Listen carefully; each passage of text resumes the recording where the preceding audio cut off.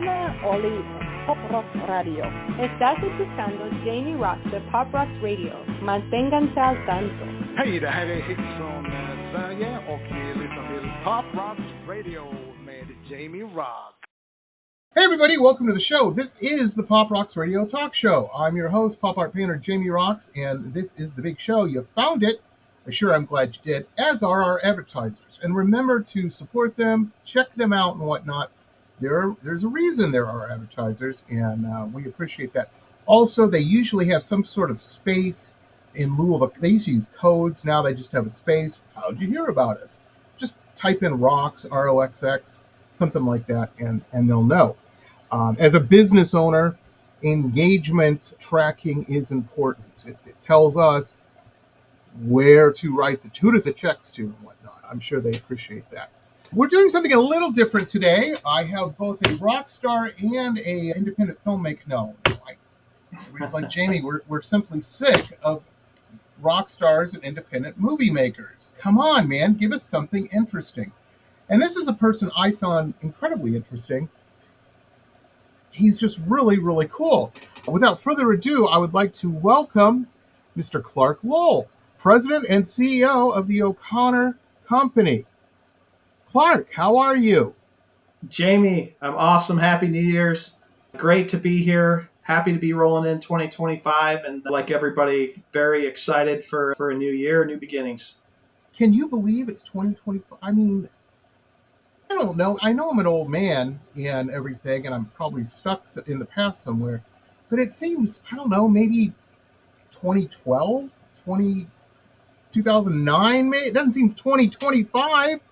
That's Marty McFly Back to the Future time. I mean, are you kidding me? I mean, the years just go by. I don't know. I think back to the days when we're in high school or middle school and you're bored watching the clock go around. Like minutes seem like hours. Now hours seem like seconds. Days seem like minutes. And you wake up and you're celebrating another new year. And you're lucky down there in Florida. You have a little bit better weather. So that's the only thing that keeps some tempo for me is the seasons up here. So I'm cold in New York and a little bit sad waiting on the warmer weather. Absolutely. Well, no, are you in the city or are you upstate somewhere? Yeah, I'm upstate in the Hudson Valley. Beautiful. Okay. So yeah, upstate. So you get New that York. lake effect snow and stuff. No, we're south of that. So that's the Buffalo regions. Yeah, they get snow measured by the feet. We honestly, it's been a little bit of a mild year this year from a snow perspective. Temperatures have been cold, but snow can thankfully stay away. I'm not a big skier, and when it snows, that means I have to shovel. And you guys don't have to worry about that down in Florida. No. I need to find my way more south. Yeah, absolutely. Everybody else who's probably watching the show, just remember, my big advice to everybody is when you shovel, in my experience, because I went to school in Boston, grew up in Detroit. Yeah. When you shovel your drive in the sidewalk, shovel your sidewalk, man. Somebody's walking down the street. It sucks when all the sidewalks are shoveled and yours isn't. They got to trudge through it. To do that, but also clear snow out from around dryer vents and if you have your gas meters and stuff like that. It's just better, especially that dryer vent, just like your car, it needs air to work. So also keep your Amazon and DoorDash drivers in mind, and so they could deliver your packages and they don't have to trudge through the snow. So absolutely.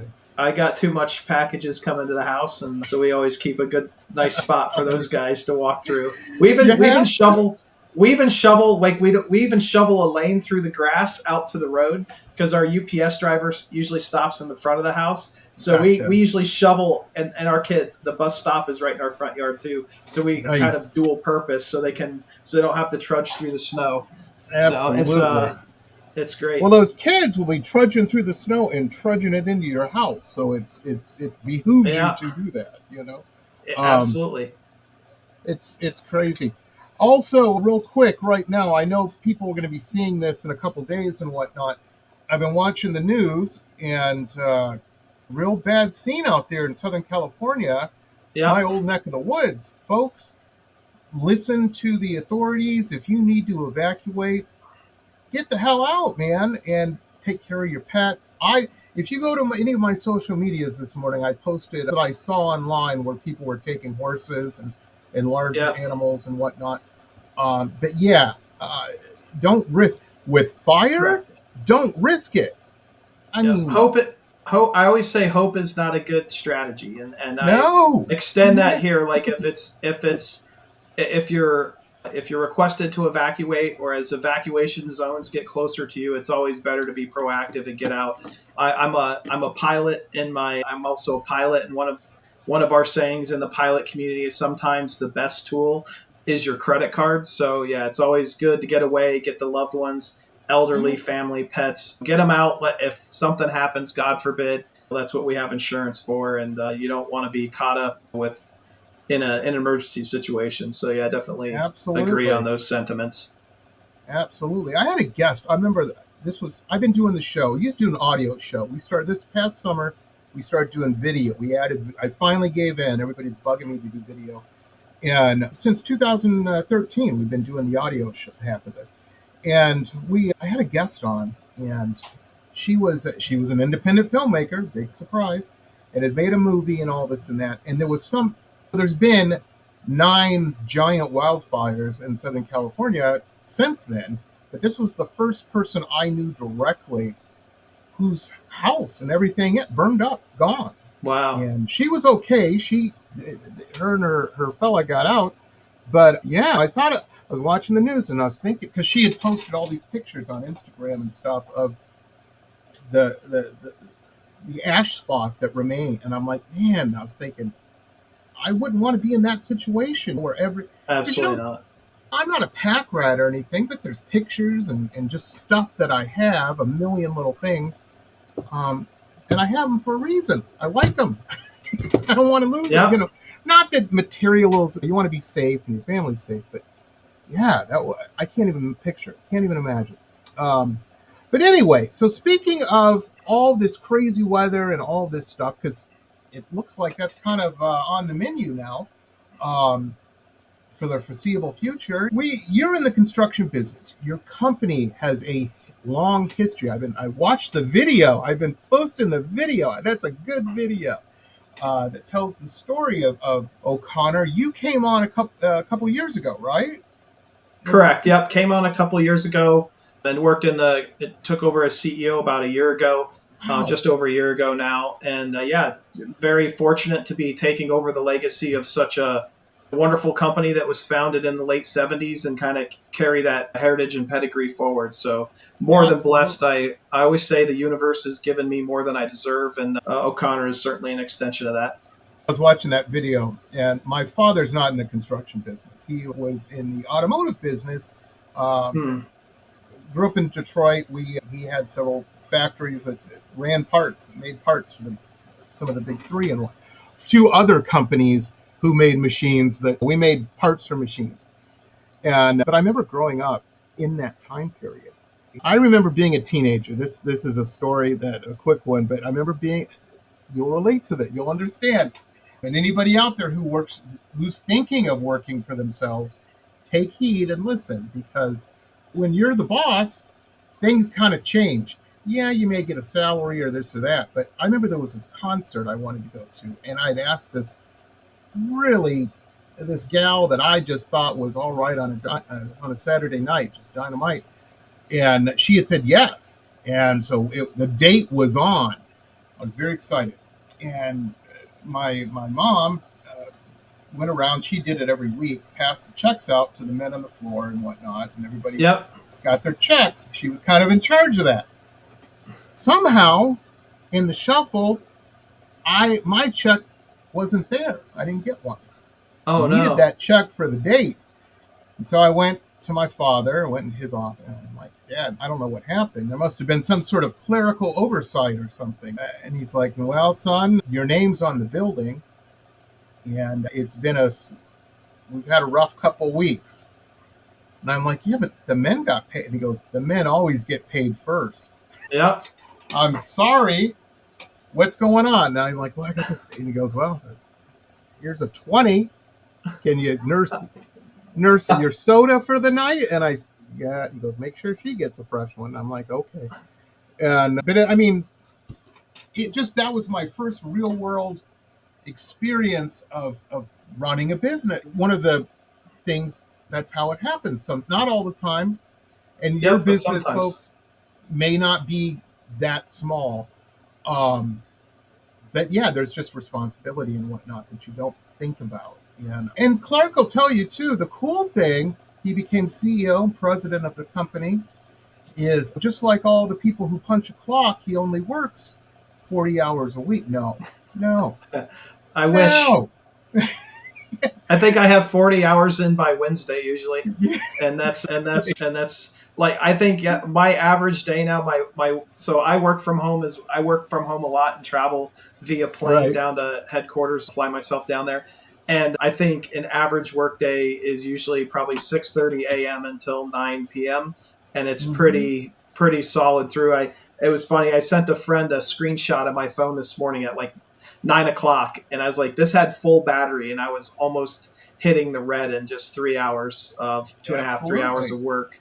But it's No. they say there's the saying you work 80 so someone doesn't tell you how to work 40, and that's Right. kind of what it is. You kind of get to set your own schedule, and it's like I said, it's a blessing. We have a great team at O'Connor. That's pretty cool, man. And that you're a pilot and but really, your day isn't when you arrive to the job site or whatever. Your day is Nope. getting in the car, going to the airport, getting in the, what do you got, like a little Cessna or something that you, Yeah, I got a Cirrus oh, nice. SR-22, and Nice. yep. It's a good plane. Um, Now, I know, and before I forget, thank you for your service. Your Oh, former, or never former, my father was also a Marine in a Semper lifetime Fi. gig. Yeah, yeah, I'm telling you. We were watching a show the other day. It was some crime show, and uh, what do they call it? The clue that they found was a knife, and my wife's like, "That's a big knife." I'm like, that, my friend, is a K-bar. My father had one of Yep. those. And Yep. it turns out, and then they said, well, this is what the Marines use, a K-bar. And my wife just looked at me like, how the hell do you know that? And I'm like, let's know it. But thank you. Did you look, but my question was, did you take up flying? Is that where you got into flying, was when you were in the Corps?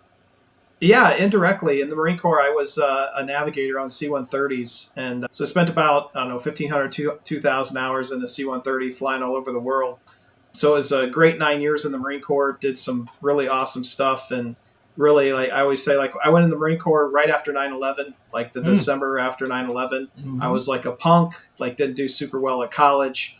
Right? They made a man out of me, and met a lot of great leadership, and a huge I have a part lot of of who I am. friends. Similar Yeah, story. Yeah. yeah, and Best yeah, thing you get ever happened. very, yep, you get humbled very quickly in the Marine Corps. Mm-hmm. You go in there as an alpha male, and you learn very quickly that that's not it. And, you learn an immense amount about leadership, and Mm-hmm. many executives even say that the Marine Corps, there's no better organization in the world that develops leaders than the Marine Corps, and I truly believe that. I wouldn't be where I am today without all the leadership development that I had in the Marine Corps, all the people that I had the pleasure to follow and work for in the Marine Corps. So it's a tremendous organization, and obviously they're the front lines, and they're Yeah, the guys that give us the freedom, and we're the first to call everywhere we go. So hats off to everyone who's serving prior, absolutely. currently, and past, and it's a great time.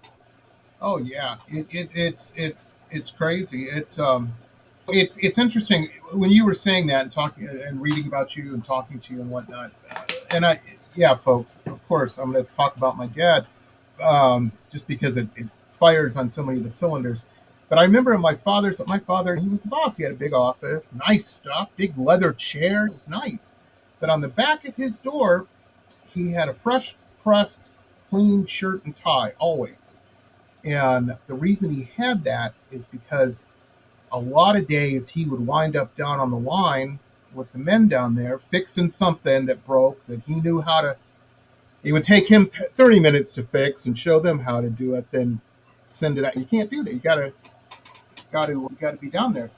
And he had a clean shirt. So he can, if he had a meeting later that day, he could change and whatnot.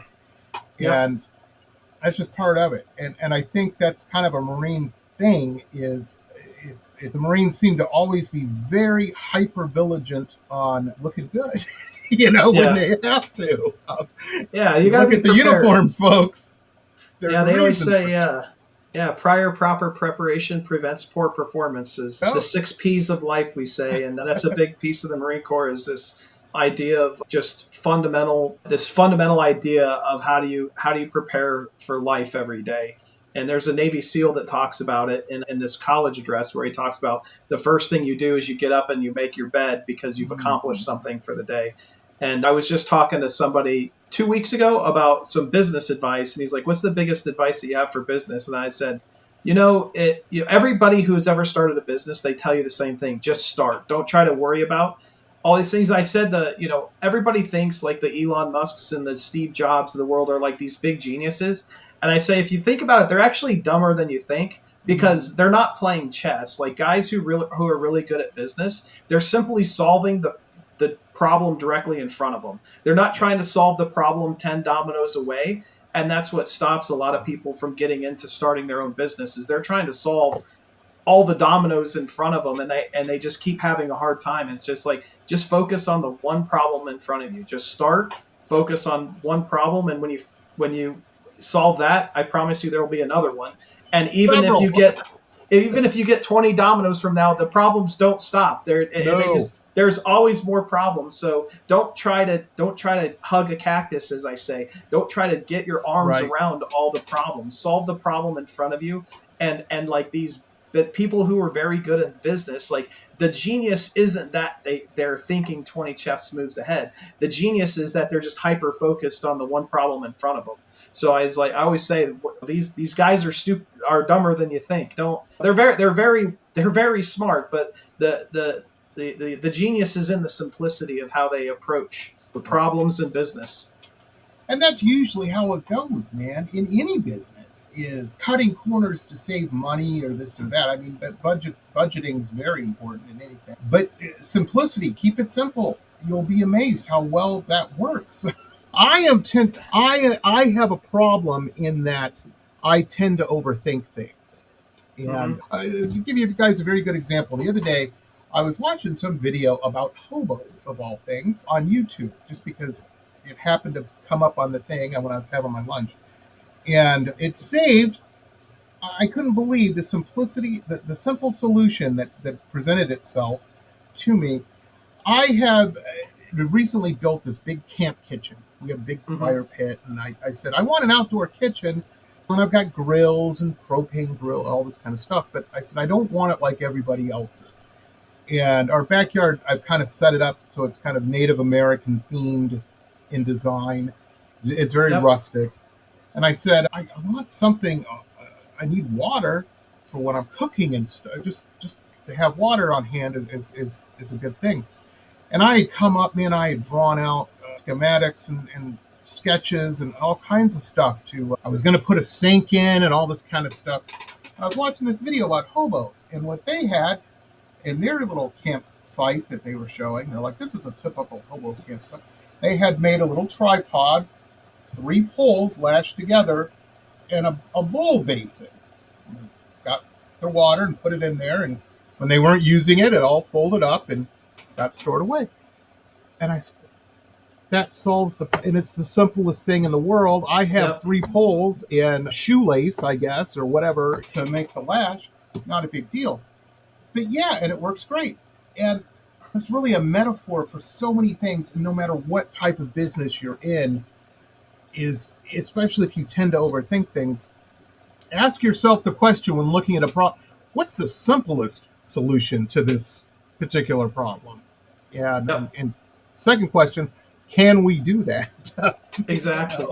One of the things I always stress with my teams is like, hey, it's 2025. Everything's already been invented. Like we're not like it's simply already been invented. So like focus on exactly what you just said. What is the simplest solution? Because Like we're not here making intricate mousetraps to do things that other people haven't done. What's the simplest solution? And interestingly enough, I don't know. It's hard to know where this comes from. Where it comes from, like schools trying to our education trying to develop this creative problem solving thing, and it's just like we sometimes it's and being simple is also very difficult when you get down to think about it. It's like being simple is also very hard. So it's an interesting conundrum, kind of the push and pull between the two. I learned a lot of business stuff from an old friend of mine. He's since passed, but he lived in Virginia Beach, Virginia, and he was a very Southern gentleman. Took his time when he spoke, very slow, and it threw people off a little bit. I saw it happen that people thought they could almost take advantage of him. The rub is his mind was like a Cray computer, so it was just super. All of that was kind of just a smoke screen, and he knew the deal 15 ways you hadn't even thought of before going into it, and it taught me a lot because I've always been the type too. I'll sit back, Clark. I'm on a business deal, or if I went to work for you or something like that. I'm the kind of person that will sit back and watch what you're doing and try to learn as much as I can all the time, because why reinvent the wheel when you can see how somebody else is doing it properly, successfully, and apply what they're doing. It's interesting to me. Let me ask you this. Now, you said you were kind of adrift a little bit. A punk, I guess, is the term you use. Prior Marine Corps, and then getting shook out a little bit and on the straight and narrow a little bit afterwards. Had you always, though, as a youngster, thought running a business, that's what I'm going to be doing, have people under me, being the boss, always, kind of in your purview, your scope? Yeah, ever since I was young, I got my first job at 14, my 14th birthday. And I grew up in Kansas, and we get to start driving at 14 under the farm permits there. Nice. So my 14th birthday, my dad tossed me the keys to this like rusted up Dodge pickup truck. And he's like, congratulations, you have a job. You start tomorrow. You got a full tank of gas, and we covered your first 6 months of insurance. The rest is on you. And they meant it, because I think 2 weeks later, I had my job, had my first paycheck, spent that whole check on Magic the Gathering cards back in my day. So we went and bought a bunch, and I didn't have money for gas. And my parents were like, nope.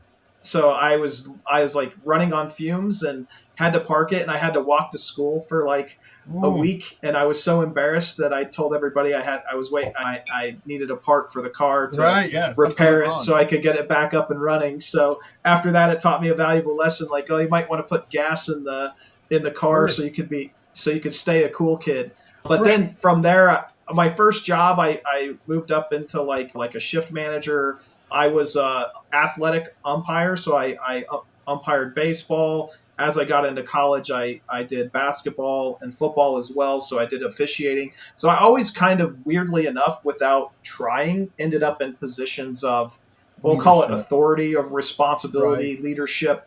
And I just kind of always naturally was there. And then after I got out of the Marine Corps, I kind of knew, like 20 years ago, I was like, hey, I want to be a CEO someday. And like, what are the little things I can do to move from where I am to getting there? I read a lot of books. That's another thing people ask me, like, how do you get? I was like, you got to be a voracious reader. I know zero C-suite executives or upper echelons executives of business any size that are not voracious readers. And a lot of people try to replace that with podcasts, but reading is so fundamental, because it'll change the way you think, it'll change the way you talk, it'll change the way you understand, the way you listen, how you have that inner dialogue with yourself, and retention. So so important. Absolutely. You don't, any of you out there watching this or listening to it, however you're doing it, if you've been to college, listening to a lecture's great. You got to read that shit, man. And myself, I had to read it and then write it down. You know what I mean? Just for that double layer of retention. And that's how you do it. That's very, very cool. Couple quick questions, Clark, first off, where in Kansas? Because I also lived in Kansas, in Chinook, Kansas, of all places. Yep, when I Russell, was Kansas, okay. right in the middle, right between Hayes and Salina. That's Yeah, kind of where I grew up there. I spent a lot of time in Denver, but I always say my formative years were in Kansas, so that's where I say nice. I'm from is Russell, Kansas, small town of Russell, Kansas.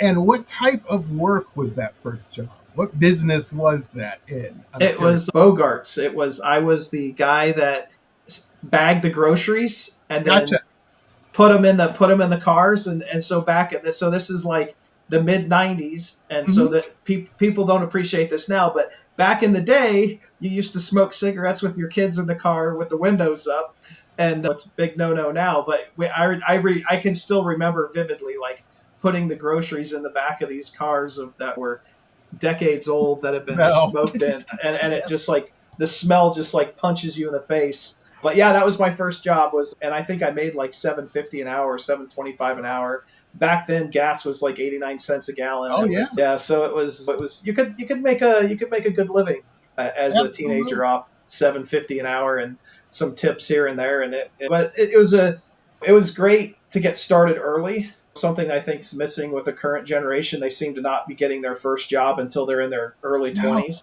And it's and it like, can be a bad job too, ladies. Don't yeah, oh, yeah. because, and I'll tell you why. Here's the thing. I remember complaining. I was what we used to call a pearl diver. It means I was washing dishes at a restaurant. That was my first job. I was 12. I was so short though. I had to stand in a milk crate to reach into this I'm not very tall now, but anyhow, I was doing that as I was home after work. I was complaining one night, just venting, and my father said, "Well, son, you know what you don't want to do now. So work pretty hard so you don't get stuck doing that for a long Exactly. Yes. time." And And to me, it he creates was this right. continuum. It Yeah. creates like, that's what I say, like like people now, I feel like we don't have like the continuum. Like you live on this bell curve, and it's like I've had every job from like the guy bagging groceries to mopping the floors to taking out the trash to where I am Brian, now. you're And you have so playing many that. people trying to come in on the upper side of this continuum. They don't even, it's so hard to empathize. And being able to experience that continuum on all aspects of life, financially, like romantically, etc., is so important for like your development as a human. That's why I push travel so much. Like get out and see like these other countries. Like there's a Mhm. handful of countries I can send you to that would humble a lot of people. Like you have it very good here in the US, even in the most worst of circumstances, Yeah, compared it's to what still, some yeah, best circumstances are in many other countries. So this idea of the continuum to me is very important, and it's a big piece of what we do when we hire. We look for people that have this a lot of experience across the continuum, because it just makes for like a more well-rounded, well judged, perceptive person when you have this wealth of experience. absolutely, absolutely, and that is so true on so many levels. Yeah, absolutely. You have to have that. I mentor. My main business, my day job is I'm a painter. I paint pictures of people and stuff. Been doing that professionally for 24 years now. Long time, a couple decades, and that's how I primarily put food on our table and stuff. But the thing is I mentor a couple of younger people who want to they want to get into that. They all want to, and Yep. I was the same way many years ago. I remember thinking, I'm just going to be a famous artist and I'll make all this money and this and that. And there's a few things over the years that I have observed being friends with and in business with people of various economic, socioeconomic levels. And a lot of youngsters, you're right, they want to come in at the top there. Yep. And it's interesting because you talk to them a little bit and they're like, well, really, what I said, do you want to be famous? What's the driving force here? Because being famous is easy. Go rob a bank.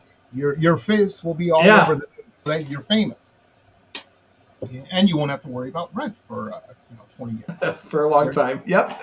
Social situation will suck, but no, but usually they're like, well, no, I want enough money to be comfortable. I want to have nice things and not have to worry about on this and that. And I said, well, let me tell you something. I said, I've known quite a few doctors, way too many lawyers. People that have worked hard to get where they're at, and yeah, they're making some money. But your mentality is you're thinking their expenses are still at somebody who makes minimum wage. Somebody who's making minimum wage, or say $30,000 a year, their kids know that they're not getting the new Michael Jordan. That's not even a question. They know macaroni and cheese is going to be on the menu on Wednesday night, or meatloaf or something. Just common. They're used to that. It's all they've known. Yes. Now, a CEO, a lawyer, a doctor, someone of that socioeconomic level, their kids aren't going to public school. They're going to private school, and they're writing that check every semester. You know what I mean? So the expenses, yes, they make all of this money, but they're on the coming in side. But on the outgoing side, there's a lot more. The insurance on their vehicles. Go buy a new F-150. It's a lot cheaper or more expensive than a cheaper Hyundai.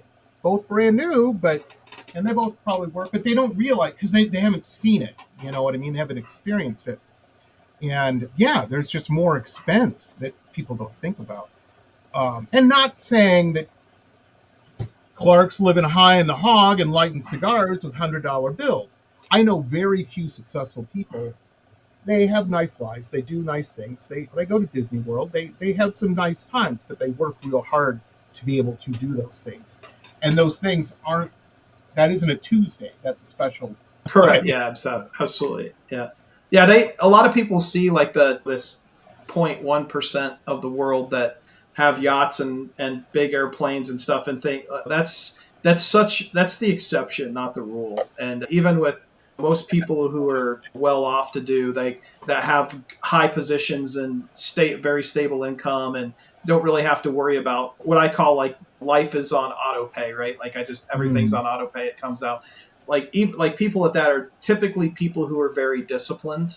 They're, like you said, they're not out buying a yacht because that's such a special, that percentage of the world is just in an outlier, and it's not even people who are really, exactly. You know, those are I tell people this all the time. I said, you guys think, like our neighborhood that we live in is upper middle class, and there's a lot of rich people in this neighborhood. There are, with A1As right down the road. But there's a difference between rich and wealthy. Yeah. And rich will fly in first class, and they've earned it. There's nothing wrong with that. Totally support it. A wealthy person owns the plane, or Correct. a fleet of planes. different. It's a different party. And us worker bees out here, all we do is look way up at the top of the hive and say, "Oh, everything will be great there." No, maybe not so much. The cost of admission is the cost of admission. What people like you, it's a lot of times like I could tell a lot of people how to make a lot of money, and very few people can. It's like, hey, do you want to be a really good athlete? You got to do this every single day for 20 years of your life. You have to run 5 miles. You've got to do 1,000 push-ups. You've got to do all of this, and you'll make millions as an athlete. Like everybody has the same ability to get wherever they want, but it's like, can you do the work, and not can you do the work for a day or a week or a month? Can you do the work for 20 years to get? Because like you're a painter, like my daughter wants to be a painter. Coincidentally, my middle child, she loves art. Like I'm sure if we looked at your paintings from 24 years ago, they are vastly different than they are now, because you if you look at my paintings from yesterday, that's my number one goal. We've lost this idea of this craft. Like people think of like being in construction or being in business is a craft, and you can't get really good at your craft by you going from painting to doing like digital art to marketing. You have to do it for decades to become a master of a craft. And I feel like that is a big piece of what we've lost in the last 10, 15 years, is this idea of people persevering to growing a craft. And I've thought on this, and I'm like, what is it? These competition shows, The Voice or something, people think, oh, here's a shortcut. I can, And folks, I've known some people that went quite far in The Voice in the entertainment world, And I'm thinking of one particular lady that I know very well, and she just celebrated that she's the main manager at a restaurant in Nashville now. So just because you do something like that doesn't mean that you're going to be drinking champagne at the country club. Yeah. Uh, Maybe it'll happen, and I hope it does. And I'm not putting anybody down. And there's nothing wrong with having a dream, but exactly like what Clark says, to make dreams happen, you have to accomplish goals, and and the dream ain't the big goal to accomplish. You got to do a bunch of little baby steps to get to Yeah. that goal. And people vastly underestimate the competition as you move up. People vastly underestimate like the competition at the different levels of it between as you get to like that 80th 85th percentile and moving up into the top 10. It is like, I mean, you see it. Look at the NFL and quarterbacks. Like, Yes. look at how people talk about these quarterbacks. Like, that's the competition at the upper echelons of business. Like Mhm. you're told to your face every day that you're an idiot or that you're stupid and you have no idea what you're doing, even though you've accomplished way more than the other tens of thousands of quarterbacks that were before you. You're still in the upper 0.1% of quarterbacks, but like you're not Pat Mahomes and you're not Josh Allen. You're substandard, and that's what we have to deal with in business. And I think it's like what you have to deal with in the painting world. If to Oh, sell your paintings, the criticism is so sharp, and well, it's like you either learn to deal with it, you learn to overcome that, or you just you accept less than right. what you want or what your goal is. Exactly, exactly. And in my business, one of the things that I dislike are public stuff, social stuff, art shows, and the Yeah. like. I hate going to parties, talking to people who don't know what they're talking about. Yep. And my wife's very good at this. My wife will work a room. She will schmooze.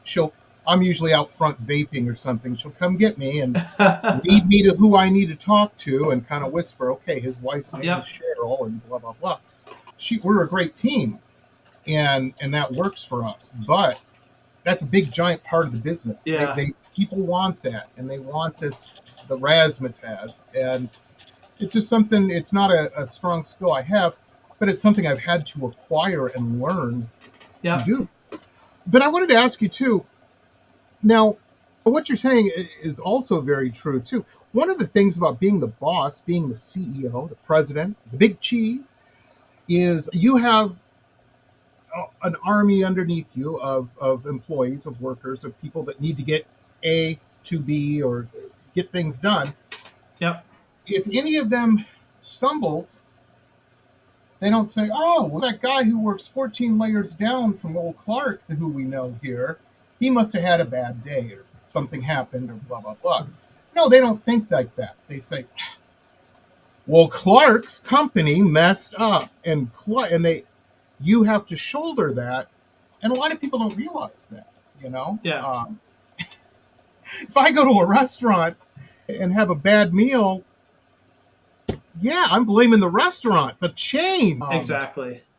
Yeah, and I think And that's, I mean, to me, it's like I find great pleasure in being able to do that and being able to give the people of the company and all the success and being able to shoulder all the blame.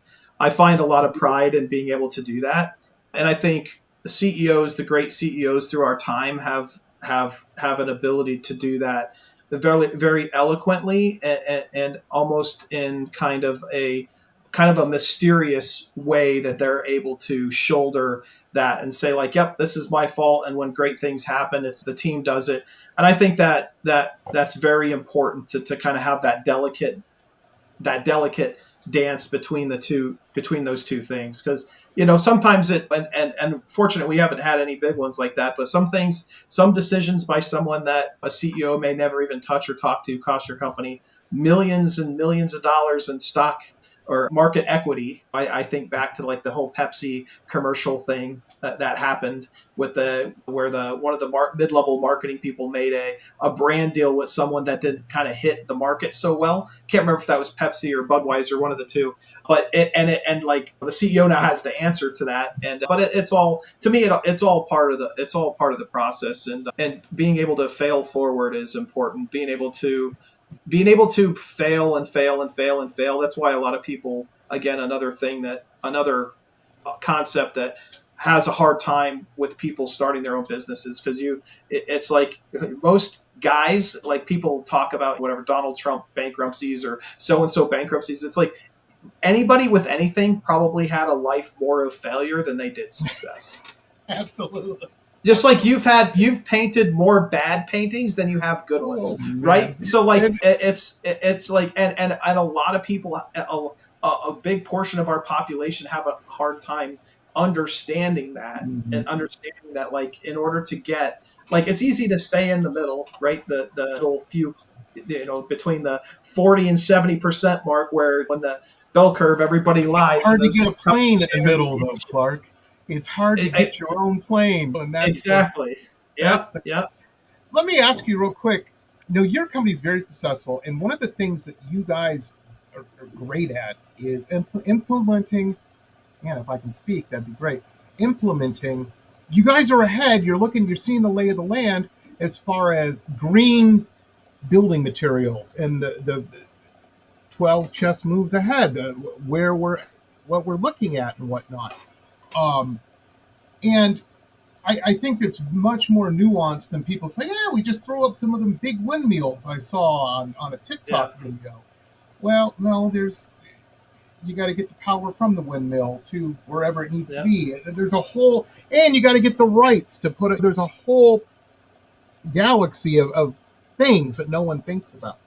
But I agree with what you guys are doing, because environmentally, that's great. But that's got to be hard, straddling that world or that dream, that goal, with regulations and all this. And how do you do it without just throwing your hands up in the air and going, "This is crazy"? You're navigating this successfully.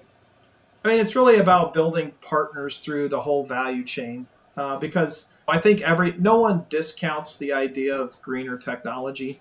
Everybody, it is something that we need to move towards from a planetary perspective.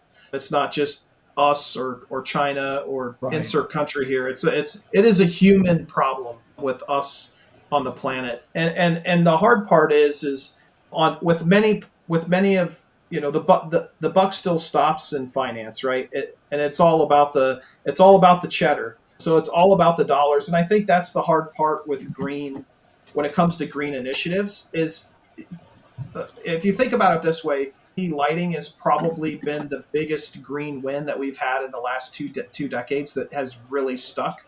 And it's really hard to say you come up with this great new green material. Well, typically it's some type of recycled material that now you've created this whole new value chain on front of it, right? So, okay, I got to have someone go get the material, and now I have to take it to another plant that probably needs to be built to recycle said material.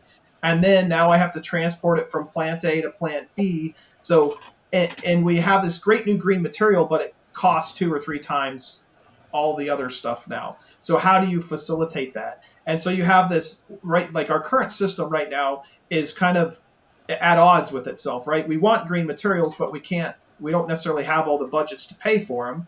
Absolutely. And the green materials also can't get cheaper until more people buy them and create a demand that creates some type of scale that, as we know in business, that starts to make things cheaper. So that becomes the everlasting problem of how do you continue to grow green? And to me, it's like we continually need to use government and public dollars, just like with LED. Like, hey, here's this great idea. We start to adopt it, and then every once in a while we have something that catches fire, and then it helps the whole system. So to me, like, that's kind of, people need to see this green thing not as necessarily this perfect process, but almost we're like exploring in these green ideas. And yesterday we found LED lighting. tomorrow we're going to find this new wood that we can use, or this new composite that replaces all this, and it's super easy to get. And in between those two things, we're going to have thousands and thousands of failures, but those two items by themselves will make up for everything. So I think there's a little bit of turning our perspective, a little bit of like what greener looks like, and we need to test some things, and yeah, some things are going to fail, but like we just really need to guess, test, and revise more as we get into these greens. And the only way you can do that is just creating great partnerships throughout the entire value chain, from working with owners reps, working with architects, working with what can we get for rebates, or what can we get from like a supportive perspective, and using these materials that may cost a little bit more money, but offers a much better green footprint for the environment. And that's the story of innovation. I mean, that is how it is. People, it's real nice. We all have a car in our driveway. That's great. When Henry Ford and all those cats started making those in the beginning, it was people like Clark with his plane. Only people that could afford those cars. They weren't cheap. Yep. They weren't cheap until they figured it out. Then they're like, "Hey, an assembly line. Let's start the process of innovation hasn't changed, and like we're smarter as a world, and their AI is doing a lot to help that, but it is still a very iterative process. And there's no waving a magic wand and finding the next great green thing that will carry us forward. And until it never comes prepackaged. Here you go. Correct. Yep. Yep. And that's like, hey, and then usually when we find it, just like LED technology, it's kind of like this aha moment. It's like, oh my God, like that's so simple. Why didn't we think about that like a long time ago? We've had LED technology for like 50 years. And so it's always, but it's not until iteration is messy and finding these points, but we just have to keep pushing for that. We have to keep pushing. Like, I think like wind energy is one of those great examples. We started throwing up all these windmills everywhere, and then it's like, okay, all the towns that they're up near have power. Awesome. What do we do with all this extra power? And it's like, well, we don't have transmission lines to move it anywhere. And like the voltage drop that I get from moving it from Kansas to New York, I don't have any power anymore. So there is some messiness to that. And as a society, and as like really as a species, we kind of need to understand that this is an imperfect process. Flight was an imperfect process. Going to the moon was an imperfect process. So we need to be about the process less than we are about like trying to hyper focus on one or two things. It's a collective global thing, and being able to be a part of that from end to end is really important. Well, you guys are your boots on the ground doing it. And I think that's so important. And I think it's smart. I think it's smart as a business plan to see a couple moves ahead. You know what I mean? And there's got to be, innovation is hard sometimes. Electronic vehicles, that's a great example. Everybody's like, oh yeah, we're going to save the planet. Electric cars. And there's hundreds of thousands of them sitting unsold right now. Yep. And the funny thing with electric cars is until my kids are 25 and they're like, what the hell? You guys are so dumb. Like, what am I supposed to do with all these millions of batteries laying around and all these toxic chemicals? Like, what were you guys thinking? Like, so like it's funny, we have this generation. We've got the Smith modulator now that does all of that. Why didn't you use the Smith? And you're like, Smith hadn't been born yet. That's why we didn't use it. Yeah, we got this really cool new gadget that does it, and I got cars that run on water now, and it's like, why would you guys do this stupid thing with batteries? And like now we're left with this huge problem, and so it's funny like the cycles that these things will take, but I think it's all important to the whole process. The cat is getting his leg cut off in the Civil War would say, yeah, anesthesia, what a concept. Sign me up for that. Yep. Wasn't an option. It wasn't an option. You're amazing. You're amazing. Now, we have the links up, and folks, we have links here that you can just click on right in the description here to get to understand. I should say this, and maybe Clark, I think I'm on this. You guys, folks, if your AC isn't working, you don't call up the cat who's flying around in the plane for it. Although I bet Clark can probably figure it out. He's too busy doing other stuff. You guys primarily do industrial property refits and the like and whatnot.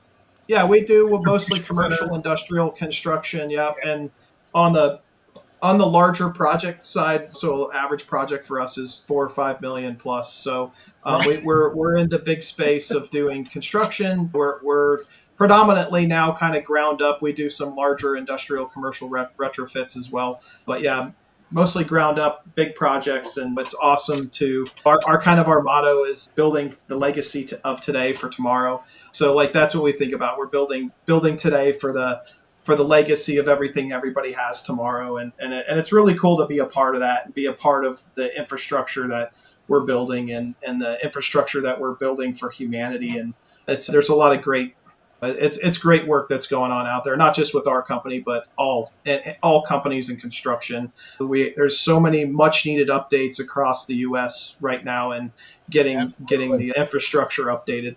One of the things I love going, I was one of the last business trips I had to go to Nashville, and fun town, great town. One of the things I love seeing when I always arrive in Nashville, it's one of those, Phoenix is the same way. There's certain areas that you see when you pull up, when you stroll into that club, I always see cranes. I always see Yeah. construction happening. And that makes me happy because twofold, I know that market things are happening in, and that means there's people that can afford my art. Yep.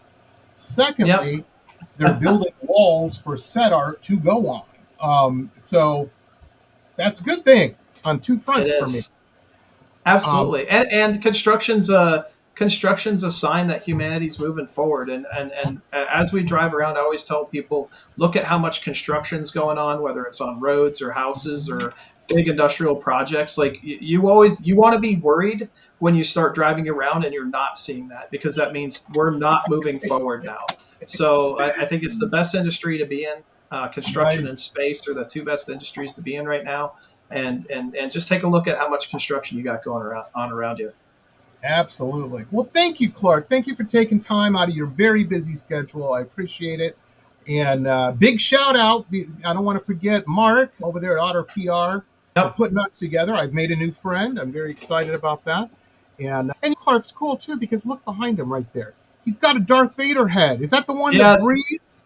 Can you hear No, the? these are the Legos. This is Oh, one of my pastimes that I do with my kids. So I got some Legos behind me and some little art that you see, but that's yeah, amazing. that's something that I really enjoy doing with the kids. We get together, we'll get the little Lego sets and put them together. Nice. So keeps me Nice. grounded, and they also keep me busy. I'm not so good at building buildings anymore with my hands, but give me some directions and a box of Legos, and we can make it happen. There was some cats back in the day in Egypt who used the same building principles and made a couple buildings over there. Yeah, Folks, you might have heard of them, the pyramids. That yeah. was the same type of deal. Make your walls structurally sound. That's the big takeaway. you know. Absolutely. Very cool, Clark. Well, hey, folks, thank you for tuning in and listening and whatnot. O'Connor, the O'Connor Company, like I said, links below and whatnot. You never know. You never know. You may be in the market to put up a strip mall, super center, Walmart, and you need rail to it. So there could be lots of things for you to call up Clark on. Absolutely. We're here to help. That's we'll get that stuff shipped out. 28 bay trailer bay. That's very cool. Thank you Well, I so much. appreciate it, Jamie. Thank you so much. Great Yeah, talking and to you, and God Clark, bless, and Happy New Year. you too, and keep doing what you're doing. I love seeing those cranes on the horizon. That makes me very excited. Um, Absolutely. very cool. Folks, we'll see you next time. Thanks for tuning in. This has been pop art painter Jamie Roxx's Pop Rocks Radio Talk Show. It has been executive produced by Jamie Roxx, recorded at his studio in Deerfield Beach in South Florida. All rights reserved by Pop Rocks Limited. Hannah Oli, Pop Rocks Radio. Estás escuchando Jamie Roxx de Pop Rocks Radio. Manténganse al tanto. Hej, det här är Hicks från Sverige och ni lyssnar till Pop Rocks Radio med Jamie Roxx.